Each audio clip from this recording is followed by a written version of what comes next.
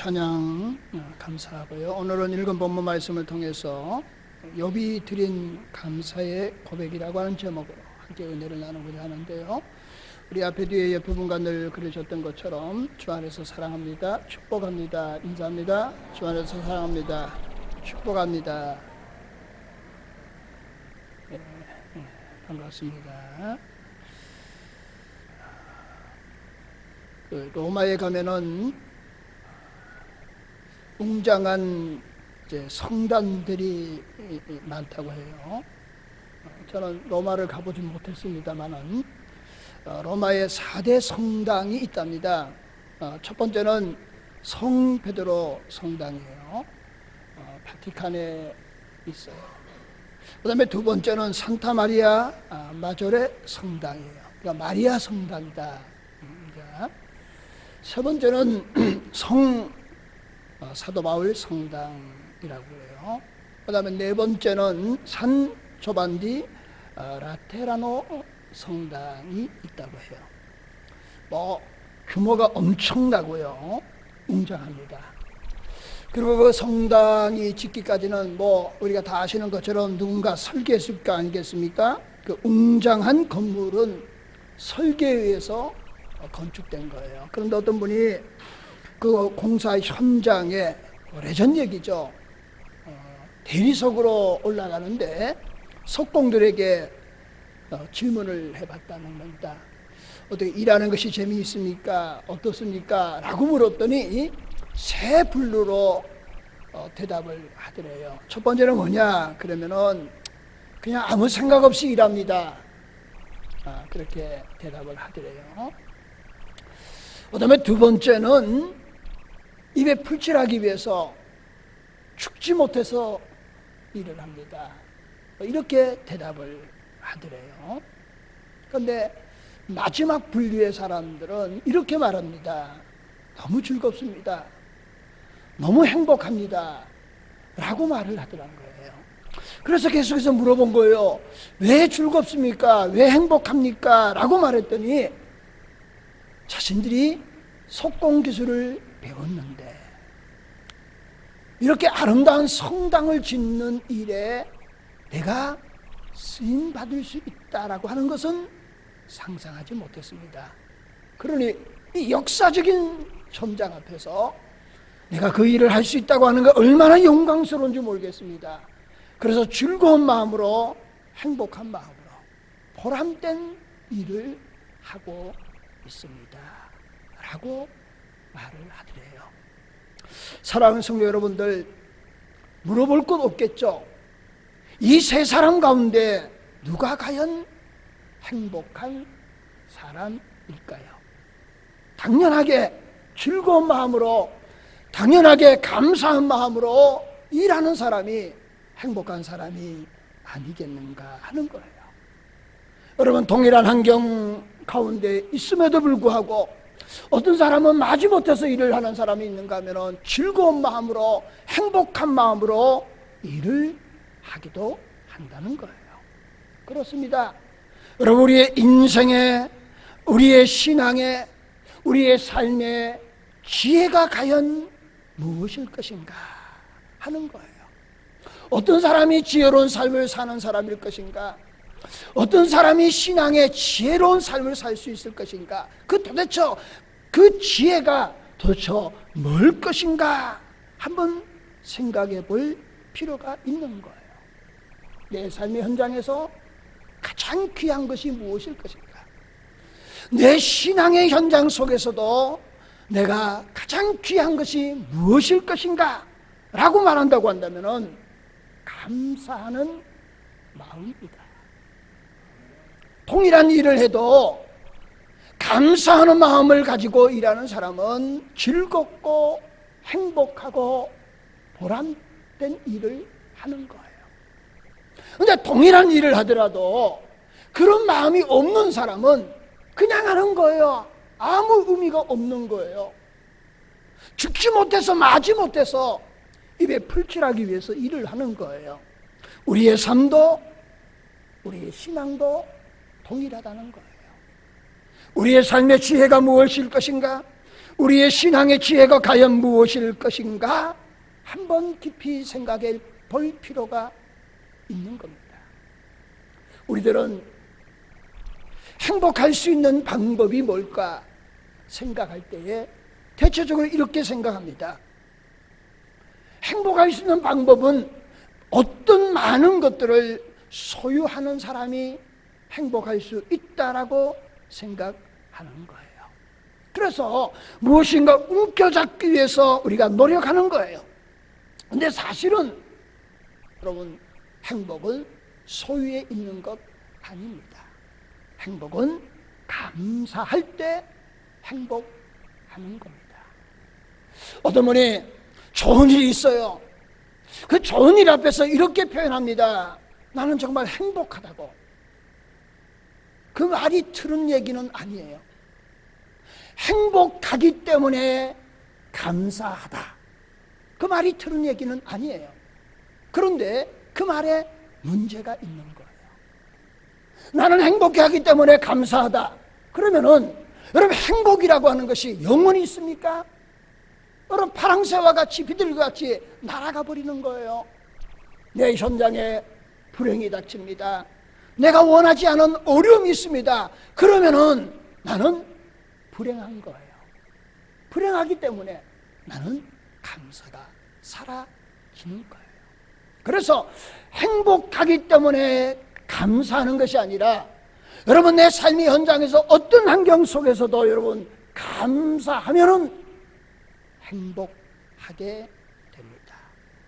감사하면은 자동적으로 행복하게 되는 거예요. 그래서 동일한 말인 것 같고 비슷한 말인 것 같으나 다른 거예요. 행복하니 감사합니다. 그것보다 감사하니 행복해졌습니다.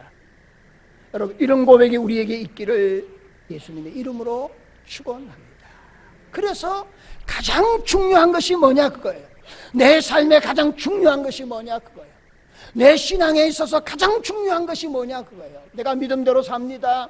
말씀대로 삽니다. 열심히 봉사생활합니다. 그리고 교회도 충성봉사합니다. 그런데 내 마음은 갈급함으로 가득 차 있는 거예요. 내 마음은 아픔과 상처와 갈갈이 찢어진 상처투성인 마음이에요. 여러분, 그 신앙은 건강한 신앙이 아닌 거예요. 그거보다 더 중요한 것이 뭐냐? 그의 마음속에 신앙적으로 말하면은 하나님의 은혜에 감사가 넘쳐야 합니다. 여러분, 하나님 은혜에 감사하면은요, 조금 열심히 하지 못할지라도 작은 것 하는 것마다 거기에 뭐가 담겨져 있을까요? 마음이 감사가, 은혜가 가득 담겨져 있는 거예요. 반대로 말하면 많은 일을 하지만은 거기는 뭐가 없을까요? 마음이 안 담겨 있는 거예요. 거기에는 감사가 담겨져 있지 않는 겁니다. 하나님은 그런 마음이 담겨져 있지 않은 거, 감사가 담겨져 있지 않는 거 하나님이 기뻐하지 않는 거예요. 사람 보기에는 보잘것없는 것 같지만은, 그러나 거기에 감사하는 마음이 담겨져 있는 것 하나님이 기뻐 받으시는 줄로 믿습니다. 그래서 우리의 신앙에, 우리의 삶에 가장 중요한 것이 뭐냐? 그게 바로 감사하는 마음이다. 여러분, 마태복음 13장에 가면은요, 예수님께서 천국 비유를 말씀합니다. 그 천국 비유 가운데 감추어진 보화의 비밀을 설명하고 있어요. 천국은 마치 이와 같으니. 그러면서 이렇게 말해요. 밭에 감추어진 보화이다. 근데 밭에 감추어진 것이 뭡니까? 천국이다, 이런 얘기예요. 그 천국이 얼마나 귀하고 존귀하고 가치가 있으면은 그 보화를 발견한 사람이 그걸 다시 묻어놓고 자기의 온 자산을 다 팔아서 그 밭을 산다는 거예요. 그건 윤리적인 의미가 아니에요. 그럼 뭘 교훈하고 있느냐? 천국이 얼마나 가치 있는지, 내 생애 전체를 다 투자해도, 내 생에 있는 모든 것들을 다 바꾼다 할지라도 천국과는 비교할 수 없다. 그 정도로 천국은 귀하다. 그래서 그걸 감추어진 보화이다. 보화를 발견한 사람만이, 천국의 가치를 발견한 사람만이 그 천국의 기중성을 깨달을 수 있다. 그런 말씀이에요. 그런 각도에 볼 때에 다시 본문으로 들어와 볼까요? 여러분, 감사는 감추어진 보화와 같습니다. 내 삶을 변화시키고 내 삶을 행복하게 시킬 수 있는 방법이 뭐냐? 다른 거 아니에요. 감사하는 마음이 있으면은, 감사하다 보니 내 삶은 행복하게 될 줄로 믿습니다. 내 신앙도 마찬가지예요. 내 신앙에 감사하는 마음, 하나님의 은혜에 감사한 마음이 있으면은 내 신앙은 생명력 있는 신앙이 되는 거예요. 감사하는 마음이 있으면 그 신앙은 정말 행복한 신앙생활이 되는 거예요. 근데 감사하는 마음이 없으면은요, 하나님이 해도 곤욕이에요. 하나님이라고 나서도 그런 거예요. 내가 이런 일 하지 않았느냐고. 내가 수십 년 동안, 아니면 30년, 50년 동안 내가 교회에서 이런 일 하지 않았느냐고요. 여러분, 그 배경은 뭘까요? 감사하는 마음이 없는 거예요. 부족하지만은 하나님이 나를 쓰셨음에 감사할 수 있기를 축원해요. 내 공로는 없는 거예요. 하나님의 은혜의 힘을 고백하는 저와 여러분이 될 수 있기를 소망해요. 그래서 사도 바울은 우리에게 이렇게 고백합니다. 범사에 감사하라. 여러분, 범사에 감사하라는 게 뭐예요? 어떤 일을 만나든지 내가 정말 좋은 일을 만나서 정말 덩실덩실 춤을 출 때만 감사하는 것이 아니라, 내 마음이, 내 심정이, 내 감정이 밑바닥이 돼서 갈기하게 찢어질 그런 상황 속에서도 여러분, 감사하는 은혜와 복이 있기를 소망합니다. 그래서 감사에는 세 종류의 감사가 있다는 거예요. 오늘 함께 은혜 받고자 하는 겁니다. 첫 번째는 이런 겁니다. 1차원의 감사가 있다. 1차 감사가 있다는 거예요. 여러분, 그걸 이렇게 말하고 싶어요. 보편적인 감사이다 하는 거예요. 이걸 다른 말로 말하면 조건적인 감사이다 하는 거예요. 제가 요즘은 잘 안 그러지만 옛날에는 뭐 애들을 만나면은 뭐 이렇게 사탕이라든가 그 잘 주면 안 되는 건데요, 뭘 이렇게 줘요. 그럼 혹시나 어머니가 옆에 있으면은 목사님 감사합니다, 아이 보고 뭐라고 하냐면은 배꼽 인사하라고 그러더라고요. 여러분, 배꼽 인사 아시죠? 이렇게 배꼽 인사해요. 왜 인사하나요? 뭔가 줬기 때문에, 뭔가 받은 것이 있기 때문에. 그걸 조건적인 감사다 말하는 거예요.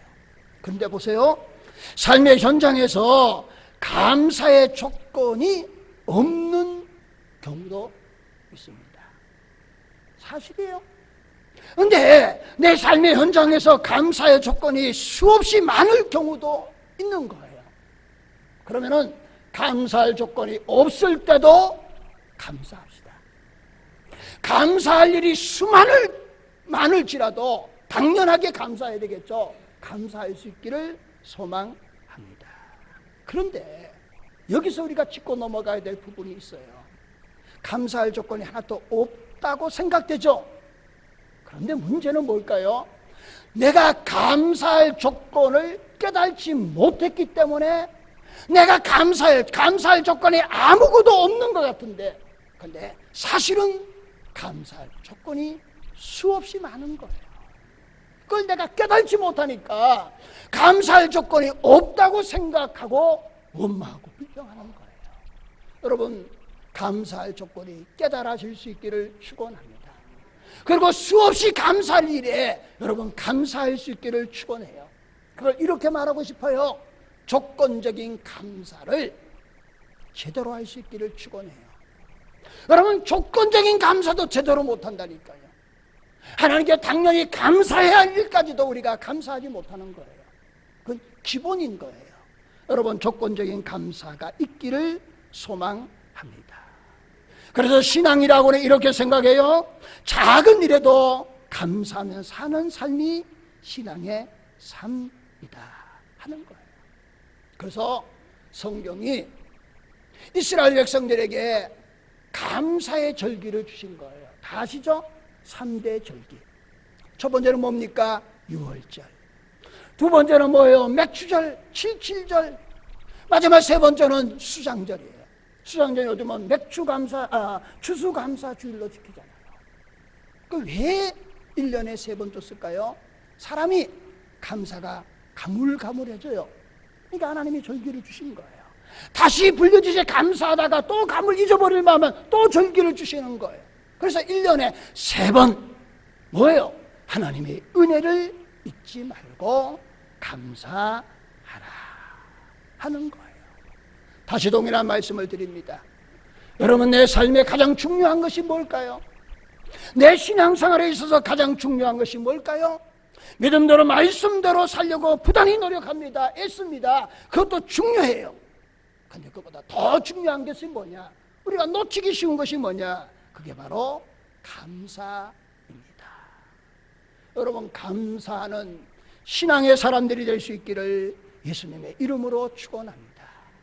이렇게 말씀드리면 저도 똑같은 사람이지만은 이렇게 질문할 수 있는 것 같아요. 목사님, 나는 그래도 감사 잘하고 있어요.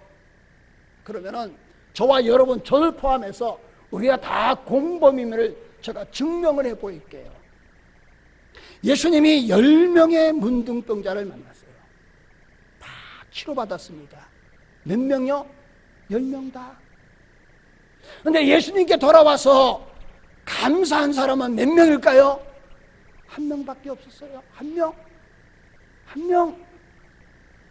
그러면 9명 중에 저도 포함된 거예요. 여러분도 포함된 거예요. 정말 제대로 감사하지 못했다는 거예요. 정말 조건적으로 봐도 감사할 힘에도 불구하고 그게 하나님의 은혜로 생각하지 못하고 감사할 조건이 없는 것으로 생각하고 제대로 바르게 감사하지 못했다는 거예요. 여러분, 감사가 풍성할 수 있기를 예수님의 이름으로 축원을 드립니다. 두 번째는 2차원의 감사예요. 2차 감사다 그거예요. 여러분, 그거는 이런 겁니다. 고난과 역경 속에서도 감사할 수 있기를 소망합니다. 고난과 역경 가운데 감사할 수 있는 것은요, 믿음입니다. 믿음으로 이기는 거예요. 믿음으로 극복하는 겁니다. 그리고 하나님께 감사하는 거예요. 여러분, 무엇 때문에 무엇으로 인해서 감사하는 거, 그거 당연한 겁니다. 그런데 거기에 약점이 있다는 거예요. 환경이 변하고 조건이 변하고 상황이 변하면은 그러면 감사가 사라지는 거예요. 그러잖아요. 그러면 그런 역경, 고난이 있는데 어떻게 감사할 수 있을까요? 아주 간단한 원리가 있습니다. 내 환경이, 내 형편이 어려워요. 그때 환경을 바라보지 마시고 상황을 바라보지 마시고 조건을 바라보지 마시고 일어난 현재의 문제를 바라보지 마시고 하나님을 바라볼 수 있기를 축원합니다. 하나님을 바라봐야 돼요. 내가 가는 길에 답이 없습니다. 길이 없어요. 막혔어요. 오도 가도 못해요. 그런데 하늘은 뚫린 줄로 믿습니다. 하나님은 높은 곳에서 우리를 다 내려다보고 계심을 믿을 수 있기를 축원합니다. 하나님 우리에게 그냥 고난 주시는 것이 없어요. 하나님은 우리에게 그냥 아무런 의미 없는 역경을 주시는 하나님이 결코 아니라는 거예요. 고난과 역경, 그걸 통과하고 믿음으로 인내하며 그것을 승리하고 나면은 하나님이 예비하신 은혜와 축복이 우리에게 있는 줄로 믿습니다. 그래서 하나님을 바라보자는 거예요. 다시 회복시키실 하나님, 사랑의 하나님, 축복의 하나님, 섭리의 하나님을 바라볼 수 있기를 축원해요. 그분에게 답이 있기 때문이에요. 그분에게 소망이 있기 때문이라는 거예요. 여러분, 그렇습니다. 여러분, 믿음이라고 하는 것은 뭘까요? 믿음은 미래지향적이에요. 현실을 보는 게 아닙니다. 현실은 아무리 어려워도 미래를 바라보는 거예요. 왜? 하나님이 내 길을 인도해 주시기 때문입니다. 그리고 믿음을 가지고 성숙한 믿음을 가지고 여러분 인내하며 나아갈 그런 우리들이 되어져야 합니다. 오늘의 현실보다는 내일의 하나님의 따뜻한 사랑의 손길을 바라보며 감사할 수 있기를 축원합니다. 하나님의 섭리, 하나님을 신뢰하는 믿음으로 우리는 감사할 수 있어야 합니다. 하박국을 한번 볼까요? 하박국서 3장 17절 18절 말씀에 이렇게 기록하고 있습니다. 비록 무화과 나무가 무성하지 못하며 포도나무에 열매가 없으며 감람나무에 소출이 없으며 밭에 식물이 없으며 우리의 양이 없으며 외양간에 소가 없을지라도, 저는 여기까지 보면서 이런 생각을 해봤습니다. 여러분, 하박국 기자가 조금 격한 표현이지만은 세상적으로 보면 거들난 거예요. 거들났습니다. 아니 아무것도 없다니까요. 무화과도 없고 포도나무도 없고 감람나무에 소출도 없고 식물도 없고 우리의 양도 없고 외양간에 소도 없는 거예요. 완전히 거들난 겁니다. 그런데 보세요. 그 다음에 뭐라고 그러냐? 없을지라도 나는 여호와로 인하여, 아멘. 없을지라도 나는 여호와로 인하여 즐거워하며 나의 구원의 하나님을 인하여 기뻐하리로다. 이게 이 차원의 기도예요. 다시 볼까요? 외양간에 소가 없을지라도 나는 여호와를 인하여 즐거워하며 나의 구원의 하나님을 인하여 기뻐하리로다. 믿음은 미래지향적인 거예요. 내일의 따뜻한 하나님의 사랑의 손길과 은혜가 있음을 믿는 거예요. 그러기에 하박국은 이런 고백을 할 수 있는 거예요. 우리도 이런 고백이 있기를 소망해요. 여러분 잘 아는 다니엘 세 친구 있잖아요. 주일학교 때 세 친구 이름을 외워서 제가 잊지 않아요. 사드락과 메삭과 아벨니고. 신상 앞에 절하라는 거예요. 왕이 말합니다. 지금 내가 죽이겠다는 거예요. 이 손에서 누가 너를 건져낼 수 있겠느냐는 거예요. 그런데 다니엘의 세 친구 보세요. 하나님이 능히 당신의 손에서 건져내시리라. 아멘. 그러면서 그 다음이 더 중요한 거예요. 하나님이 혹 그리 아니하실지라도 나는 하나님을 신뢰하고 그 금신상에 절하지 않겠다. 그리 아니하실지라도 하는 감사가 우리에게 있기를 예수님의 이름으로 축원합니다.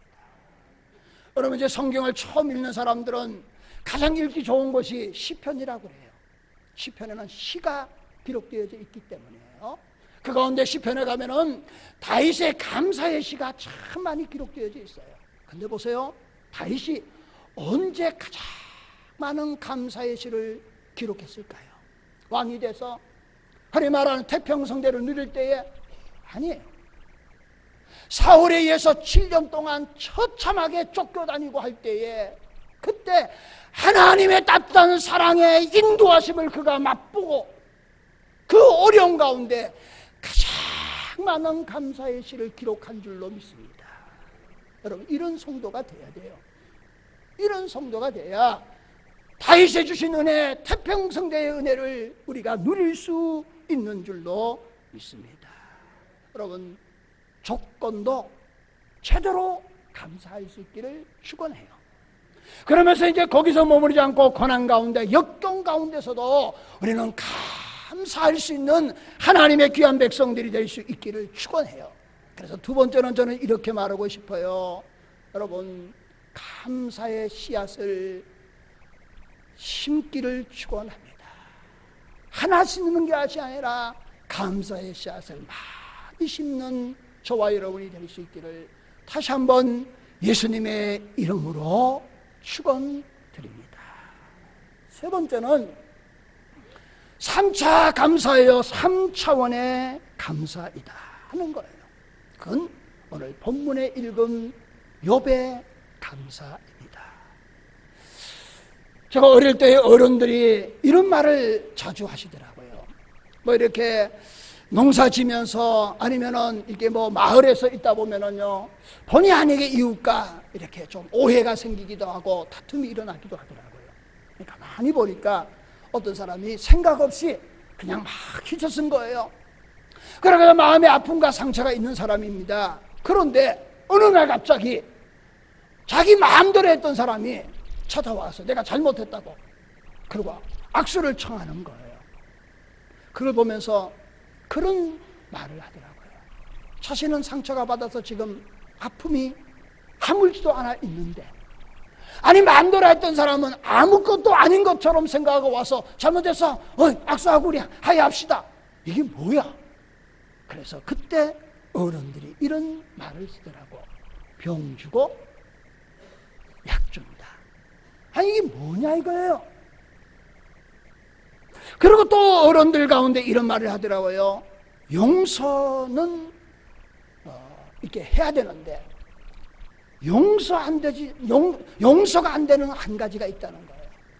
그게 뭐냐? 그러면은 괘씸죄는 용서가 안 된다. 어르신들 그렇게 얘기하더라고요. 그래서 조금 다른 얘기지만은 요즘 젊은이 분들에게 부탁하는데요.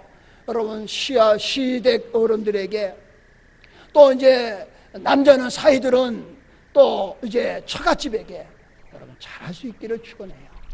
어르신들 마음을 노엽게 하면 안 돼요. 괘씸죄는 용서가 안 된다고 그러니까. 그러면 다시 본문으로 돌아가 볼까요?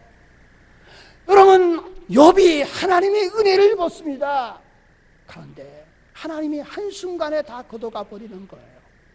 본문에 보니까 여러분 이렇게 말하고 있어요. 전후 보면은 어느 날 갑자기 수하 사람들이 쳐들어와요. 그러고는 욥의 재산을 다 빼앗아 가버립니다. 그리고 남은 거 있는데 여기서 중요한 거예요. 다 불이 나서 타버립니다. 근데 불이 어디서 왔느냐? 성경이 이렇게 말합니다. 하늘에서 불이 내려왔대요. 욥이 하나님의 은혜로 축복받았는데 여러분 수하 사람들이 하루아침에 재산을 걷어간 것도 너무 가슴 아픈데 불이 났어요. 불이 났어. 그런데 그 불이 어디서 내려온 거예요? 하늘에서 불이 내려왔다니까요. 하나님의 은혜를 입은 욥이었는데 이런 일을 당하니 얼마나 기가 막히겠어요. 그런데 보세요. 하나밖에 남지 않는 집이 태풍이 분 거예요. 바람이 분 거예요.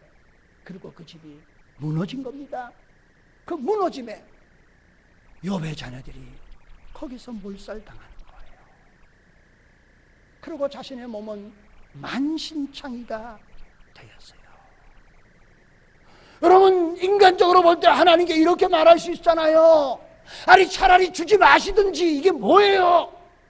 그걸 격한 말로 말하면 병 주고 약 주는 겁니까? 이렇게 말할 수 있잖아요. 이런 참혹한 상황 가운데 욥이 고백하는 거예요. 오늘 21절 22절 말씀이에요. 가로는 내가 모태에서 알몸으로 나왔으니 또한 알몸으로 그리로 돌아갈지다.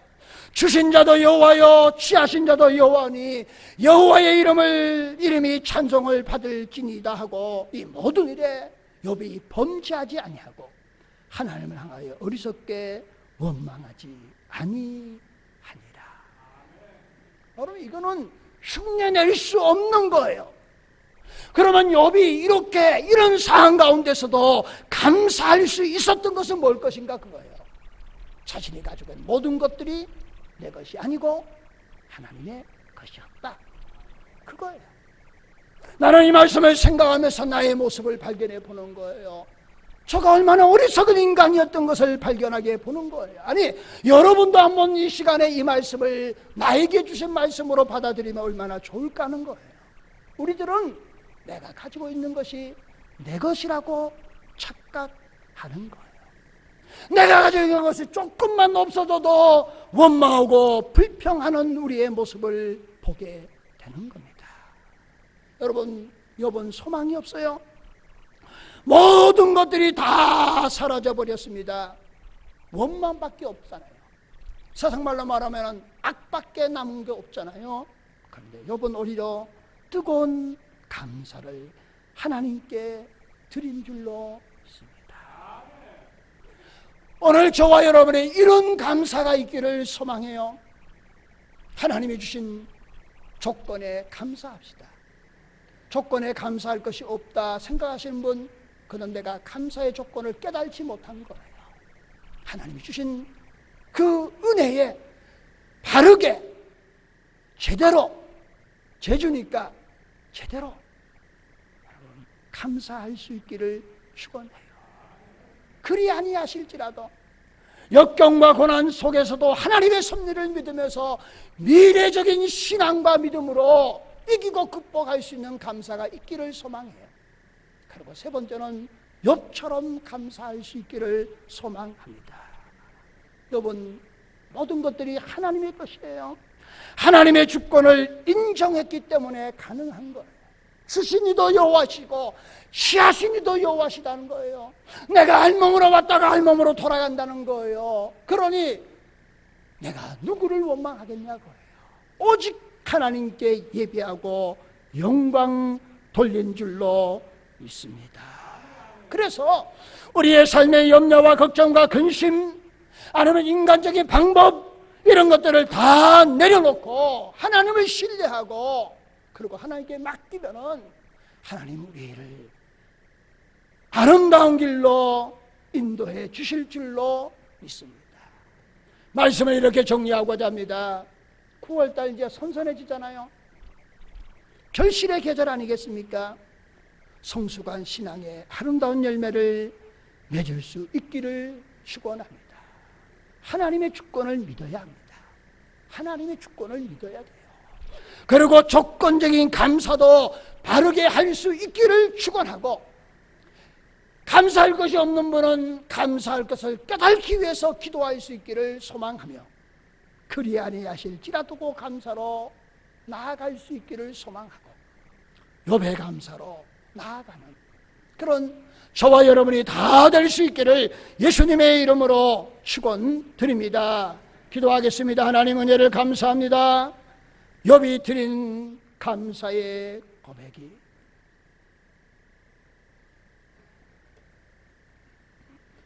오늘 우리의 고백이 되게 하여 주시옵소서.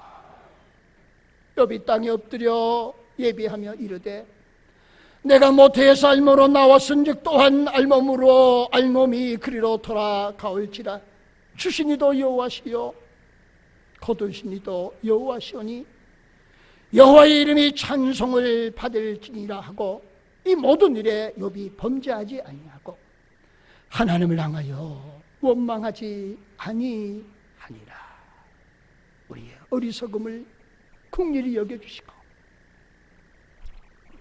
내 것이라고 착각했던 허물을 사하여 주시옵시고, 정말 하나님께 감사하는 하나님의 귀한 백성 되게 하여 주시옵소서.